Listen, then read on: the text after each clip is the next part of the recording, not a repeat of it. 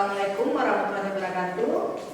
Ananda semuanya, kita akan menjelaskan tentang materi contoh dari algoritma FCFS. Nah, seperti teori yang sudah dijelaskan bahwa ada beberapa proses yang akan dijalankan oleh prosesor kita atau CPU. Nah, sekarang dicontohkan ada 4 prosesnya yang terdiri dari proses 1, proses 2, proses 3, dan proses 4. Masing-masing proses ini ada waktu kedatangan atau arrival time. Nah, waktu kedatangan ini satuan waktunya mikrosecond, ya ini bisa satuan waktu yang lainnya. Ini kita contohkan saja untuk mikrosecond. Kemudian ada burst time, ya, waktu pelayanan. Nah, kita lihat ya untuk P1 datang pada menit ke-1 dan waktu pelayanannya adalah selama 8 mikrosekund atau 8 menit. Nah, ini untuk mencari berapa waktu tunggu dan kapan masing-masing proses itu keluar, kita coba buat pakai diagram X dan Y. Nah, seperti ini. Ini mempermudah saudara nanti untuk menentukan waktu tunggu dan waktu keluarnya. Untuk sumbu X kita buat di sini prosesnya, ya. P1, P2, P3 dan P4. Sementara untuk sumbu Y-nya ini untuk alokasi waktu. Untuk alokasi waktu ini kan rentangannya dari 0 sampai 100. Tapi tidak mungkin kita buat 0 sampai 100. Kita buat saja sesuai dengan waktu kedatangan dari masing-masing proses. Ya, ini untuk P1, P2, P3, P4. P1 datang pada menit pertama, ya 2, 7 dan 11. Nah, kita pindahkan dulu waktu pelayanan untuk masing-masing proses. P1 dilayani selama 8 satuan waktu. Ya, kemudian P2 itu dilayani pada 7 satuan waktu. Kemudian P3 dilayani pada 10 satuan waktu, sementara P4 dilayani pada 6 satuan waktu. Nah, untuk algoritma first come first serve, proses pertama datang, dia pertama dilayani sampai selesai waktu pelayanannya. Berarti proses pertama tidak mengantri. Nah, kapan si P1 keluar? P1 datang pada, kita umpamakan dia menit, ya, menit pertama. Sementara dia butuh pelayanan selama 8 menit. Berarti P1 keluar pada menit ke-1 ditambah 8. Berarti P1 keluar pada menit ke-9. Di mana tak menit ke-9? Di sini.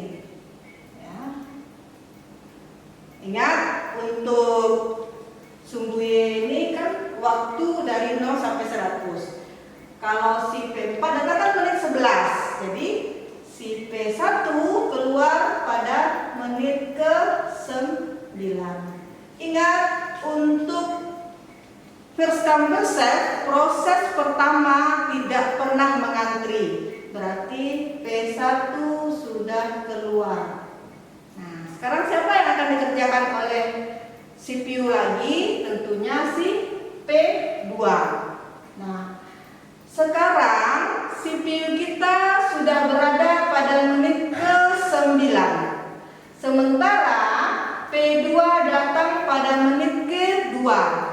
Berarti selama menit kedua sampai menit ke-9, P2 itu mengantri. Nah, untuk mengantri supaya lebih mudah, Ibu kasih spidolnya warna merah. Nah, berarti P2 baru mulai dilayani pada menit ke-9. Sekarang kapan P2 keluar?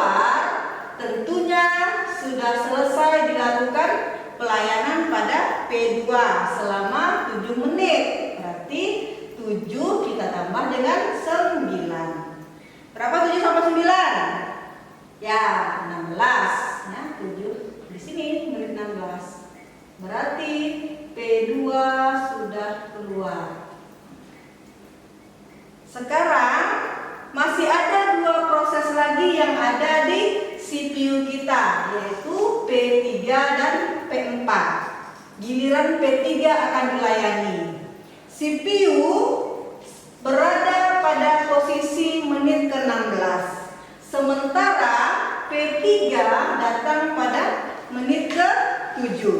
Berarti selama menit ke-7 sampai menit ke-16 P3 mengantri. Oke, kalau mengantri kita kasih spidol warna merah. Nah, seperti ini. Kita tentukan lagi kapan dia keluar. Berarti keluar pada saat si P3 dilayani di menit 16, kita tambahkan dengan waktu pelayanan yang dibutuhkan oleh si P3, yaitu 10 kita tambah dengan 16. Berarti P3 keluar pada menit ke-26. Betul ya, pada menit ke-26. Ini sudah keluar lagi P3. Ini sudah keluar juga ya P2 tadi.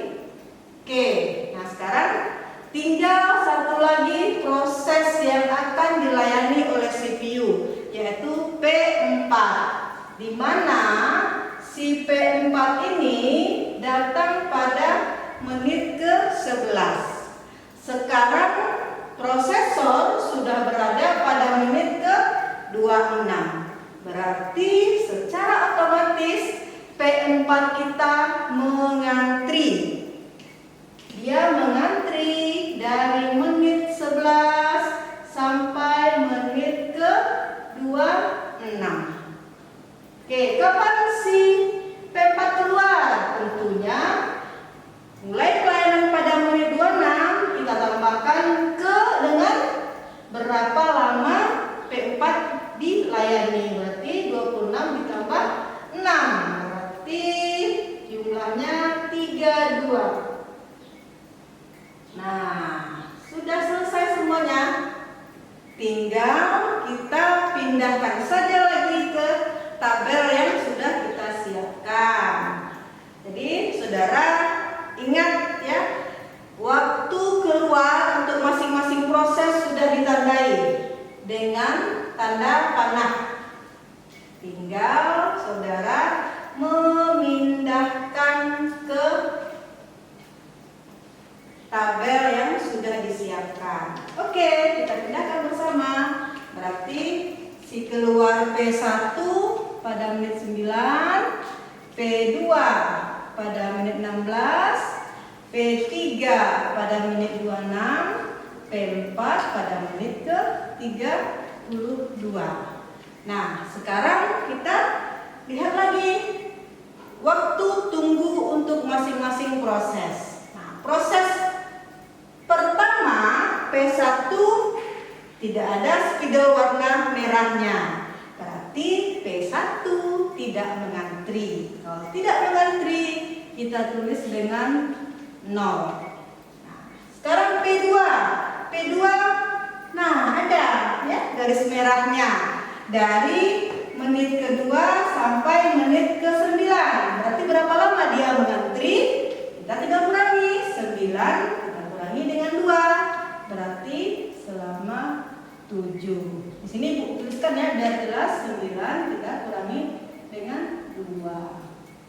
Nah, ini untuk mengantri si P2. Begitu juga dengan P3. Kita lihat dari batas mana garis merahnya, dari 16 kemudian 7. 16 kita kurangi dengan 7. Berarti di sini 9 menit ya, 9. Kemudian satu lagi P4 dari menit ke-11 sampai menit ke-26. 26. Berarti secara otomatis kita kurangi saja. 26 kita kurangi dengan 11. Ini berapa ya? Berarti 15. Nah, sudah selesai kita untuk menentukan berapa masing-masing proses itu menunggu dan kapan proses itu keluar. Nah, kalau ada pertanyaan, kira-kira P2 kapan keluar? Berarti saudara tinggal lihat saja di tabelnya. Berarti P2 keluar pada menit ke-16. Sekarang biasanya kita cari rata-rata waktu tunggu. Ya, rata-rata waktu tunggu. Saudara tinggal jumlahkan semua waktu tunggunya, kemudian dibagi dengan 4. Nah, ya, di seginilah hasil dari waktu tunggu kita. Oke, saudara semuanya, sudah selesai kita mencari bagaimana contoh dari algoritma Tosca-Verset yang ada di CPU kita. Oke, terima kasih atas perhatiannya. Assalamualaikum warahmatullahi wabarakatuh.